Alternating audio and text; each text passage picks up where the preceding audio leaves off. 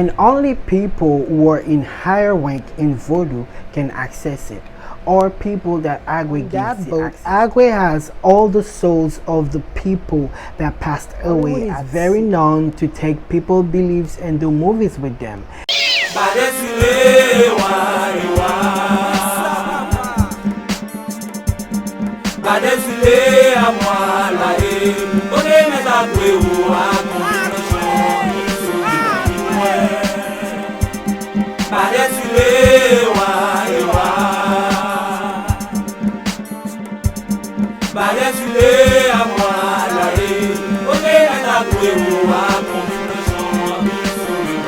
Thank you so much for clicking on my video. In this channel we talk about the spirituality of Voodoo, and in today's video we are doing the second part of talking about the spirit Agwe in Haitian Voodoo.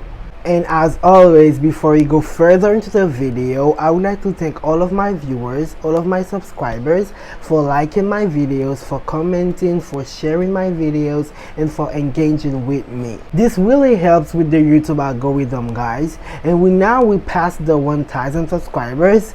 Now I can't wait to get to 1 million subscribers, guys. All that because of you. So thank you a lot, guys. By getting more popularity, we are showing people another face of Voodoo. We are showing Voodoo is not bad, okay? It's not, about doing bad magic, okay? We are getting more recognition, and I really appreciate that. Okay, now let's talk about Agwe. I decided to do another part about Agwe because there are so many to talk about him. He's a very, very great roi in Haitian Voodoo. I am not going to repeat all that I said in the first video, okay? I will put the first video link in the description box so that you can check out later.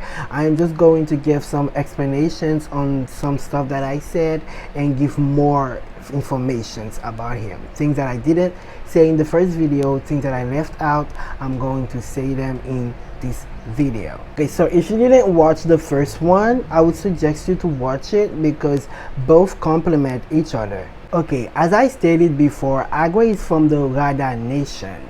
Okay, he possibly comes from the city-state of Alada in Old Dahomey, that now we know as Benin, in Africa. And still now there's a spirit called Agwe in that region, okay? And they share a lot of characteristics, okay? And some people even argue that they are the same spirit. Agwe also share a lot of similarities with other African spirits, Hu and Adontori. And I'm so sorry if I butcher those names, okay? It's not on purpose. And also, Agwe works hand in hand with Sobo and Bade.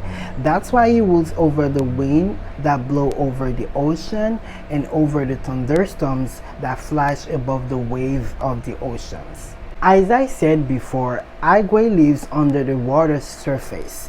He lives under the water's surface on an island. That island name is Toisile, and he has a great palace there. And that palace is said to be without doors or windows. And only people who are in higher rank in Voodoo can access it, or people that Agwe gives the access to. Because sometimes he drags people down there, not to hurt them, not to harm them, but to give them great knowledge, to give them magical powers, okay? Agwe is the head of a large escort of spirits that are La Siren, Agasu, Silibo, Nuvavu, Sobo, Bade, and so on. As I said before, Agwe is the first captain of the sea ever. He is the first traveler. He has a big boat. That boat name is Imamu. That boat is the boat that you see in his veve, his ritual symbol. That boat travels from nowhere to nowhere. It travels all the dimensions through eternity. All that is taking place in the etheric realm. On that boat, Agwe has all the souls of the people that passed away at sea. He knows each one of them's names. This reminds me of pirate movies that I've seen. You know those movies about ghost boat that have like souls of people that passed away at sea and they're traveling from nowhere to nowhere? Well, it's not a coincidence, okay? So it's very interesting that these beliefs, we've had them way before they even thought about making those movies. Hollywood is very known to take people's beliefs and do movies with them, and they oftentimes don't represent, you know, the actual beliefs that those people had. They don't represent it, you know, fairly. Agwe's annual service is properly done by starting in the onfo and then moving the ceremony onto a sailing ship and heading out to the sea, or just by the sea. Can be feasted annually anytime between June 1st and mid-August, and again anytime between December 12th and December 14th. I will talk more about on how to do its service another time.